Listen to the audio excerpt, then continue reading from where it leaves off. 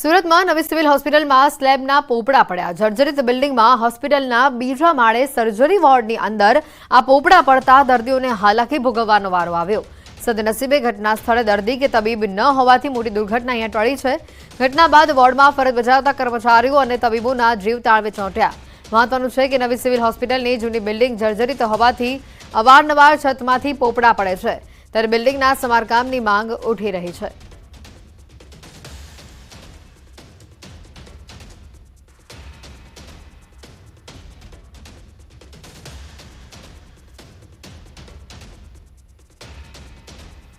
અમદાવાદના પાલડી વિસ્તારની નિર્મલા નિકેતન પ્રાથમિક શાળાને નોટિસ ફટકારવામાં આવી છે અને 10,000નો દંડ વસૂલવા આ નોટિસ ફટકારાઈ છે। દર વર્ષે ફી મુદ્દે એફિડેવિટ કરવાની હોય તે નહીં કરાતા આ નોટિસ તંત્ર દ્વારા ફટકારવામાં આવી છે। એફઆરસી એક્ટના ભંગ બદલ શાળા સામે કાર્યવાહી કરાઈ છે। આગામી દિવસોમાં આવી એફઆરસી એક્ટનો ભંગ કરતી શાળાઓ સામે કાર્યવાહી હાથ ધરાશે।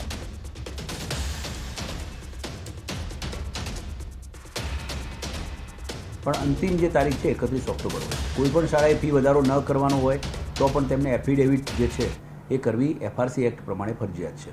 તો એફિડેવિટ રજૂ નથી કરી તેવી શાળા જે છે એની ઉદાસીનતા ધ્યાન પર આવી છે। એમાં નિર્મલા નિકેતન પ્રાથમિક શાળા પારડી ખાતે છે। તેઓ દ્વારા ગત વર્ષે એટલે કે હાલ ચાલુ વર્ષ માટે ગયા વર્ષે 31 ઓક્ટોબર સુધીમાં એમણે એફિડેવિટ રજૂ કરી નહોતી, જેને ધ્યાને લઈ અમે 10,000નો દંડ ફટકારવાનો નિર્ણય કર્યો છે અને આગામી સમયમાં આપના માધ્યમથી તમામ શાળાઓને જણાવવાનો પ્રયત્ન કરીશ કે 31 ઓક્ટોબર સુધીમાં એફિડેવિટ રજૂ કરવાની હોય છે।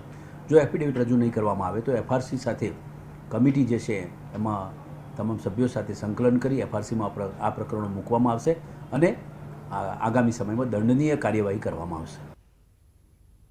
મહારાષ્ટ્રના પુણેમાં 21 વર્ષની યુવતી સાથે ગેંગરેપની ઘટના બની। પુણેમાં બનેલી રેપની ઘટનાનું ગુજરાત કનેક્શન સામે આવ્યું છે। પીડિતા યુવતી ગુજરાતની હોવાની માહિતી છે। પીડિતા પોતાના મિત્રની સાથે રાત્રે ફરવા ગઈ હતી।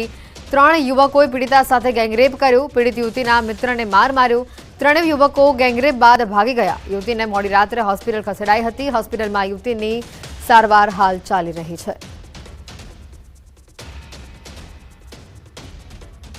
घाट इलाके में 21 साल की बच्ची पर 3 लोगों ने जो है वो रेप किया गया है। जिस जगह पर कल रात को ये घटना घटी थी उसी घटना स्थल पे अभी हम आए हैं। यहाँ पे आप देख सकते हो कि पुणे पुलिस की 2 टीम जो फॉरेंसिक टीम है या पुणे पुलिस का डॉग स्क्वाड है वो ये स्पॉट पे अभी मौजूद है। पुणे पुलिस की तरफ से जो आरोपी है उनको ढूंढने के लिए 10 टीमें जो अलग अलग तैनात जो है की गई है। पुणे पुलिस के सभी बड़े अधिकारी अभी ये स्पॉट पे मौजूद है। स्पॉट पे से कुछ एविडेंस मिलते हैं क्या, ये पुणे पुलिस की तरफ से देखा जा रहा है। पुणे शहर से कुछ ही अंतर पे ये बोबदेव घाट है। कल रात एक 21 वर्ष कॉलेज में पढ़ने वाली जो बच्ची है वो यहाँ पे अपने दोस्त के साथ घूमने आई थी और उसी जगह पे जो दोस्त है उसको मार पीट भी जो आरोपी है उनकी तरफ से की गई और बाद में जो 21 साल की लड़की है उस पर जो है रेप किया गया है। अभी पुणे पुलिस जो है पुणे पुलिस का सर्च ऑपरेशन यहाँ पे शुरू है। कुछ एविडेंस इस स्पॉट से मिलता है क्या, ये पुणे पुलिस देखने की कोशिश कर रहे हैं। सभी यहाँ पे आज सुबह से तगड़ा बंदोबस्त जो है पुणे पुलिस की तरफ से इस स्पॉट पे लगाया गया है।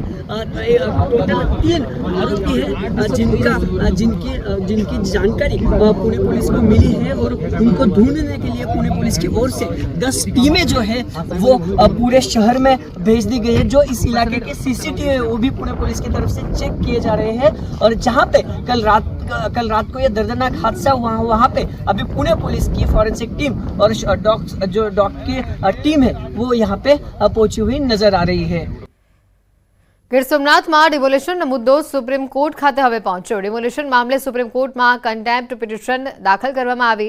ગીર સોમનાથ કલેક્ટર સહિતના અધિકારીઓ સામે કોર્ટમાં તિરસ્કાર મામલે કાર્યવાહીની માંગ કરવામાં આવી છે।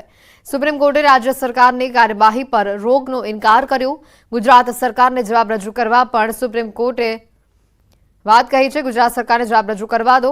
5 દરગાહ અને 25 મસ્જિદ ઉપર યથાસ્થિતિ રહેવા દો। અરજદાર અમને કોર્ટના હુકમનો તિરસ્કાર જણાવશે તો અમે તેઓને સ્ટ્રક્ચર ફરીથી બનાવવાનો આદેશ આપીશું।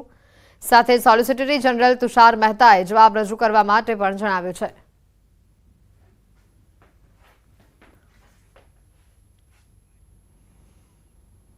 समाचारों में हाल रोकाईशु एक ब्रेक माटे।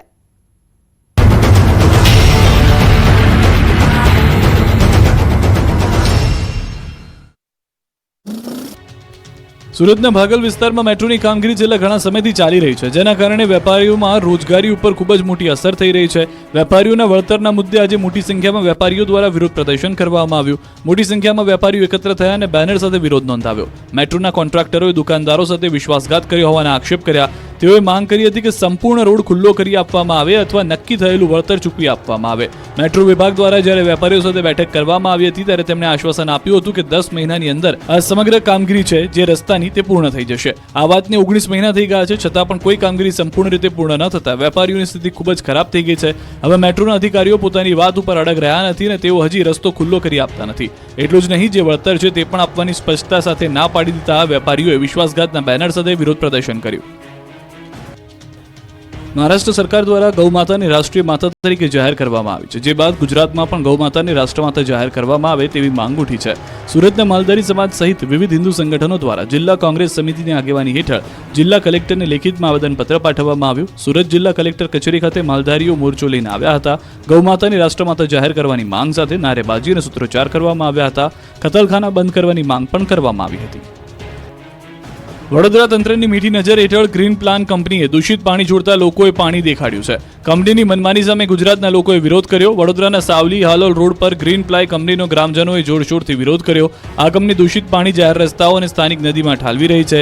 તે ઉપરાંત કંપનીનું દૂષિત પાણી ગામની સીમમાં પણ ઠાલવવામાં આવે છે, જેથી આ અંગે કંપનીનો વિરોધ કરતા ગામ લોકો જીપીસીબીના દરવાજે પહોંચ્યા. ગામ લોકોનો આરોપ છે કે આ કંપની દ્વારા દૂષિત પાણી છોડવામાં આવે છે, જેને કારણે ખેતીને ભારે નુકસાન પહોંચી રહ્યું છે. સાથે જ કંપનીનું દૂષિત પાણી પીવાથી ભાડોલ ગામમાં અનેક પશુઓના મોત પણ થઈ ચૂક્યા છે. એટલું જ નહીં, કંપની દ્વારા ગેરકાયદેસર રીતે જાહેર માર્ગ પર ટ્રકો પાર્કિંગ કરાય છે અને ગ્રામ પંચાયતની જગ્યામાં પણ ગેરકાયદે દબાણ કરવાનો આરોપ છે, જેથી ગામના લોકો કંપની સામે યોગ્ય કાર્યવાહી કરવા માંગ કરી રહ્યા છે. ગામ લોકોએ જીપીસીબીના અધિકારીઓને બોલાવી ન્યાયની માંગ કરી છે. જીપીસીબી દ્વારા કંપની સામે યોગ્ય કાર્યવાહી કરવામાં નહીં આવે તો ગામ લોકોએ આંદોલન કરવાની પણ ચીમકી આપી છે.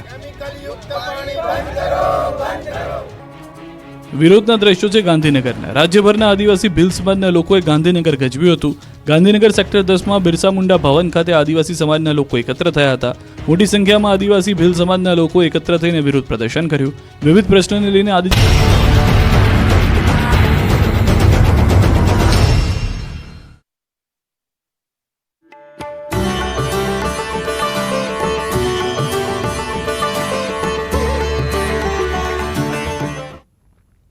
બ્રેક બાદ આપનું સ્વાગત છે. ગુજરાતના ગરબાના સમય વધારવાની વાત ઉપર હવે રાજનીતિ શરૂ થઈ ચૂકી છે. ગૃહ રાજ્યમંત્રી હર્ષ સંઘવીના નિવેદનની સામે જ્ઞાનીબેન ઠાકોરે પ્રતિક્રિયા આપી છે.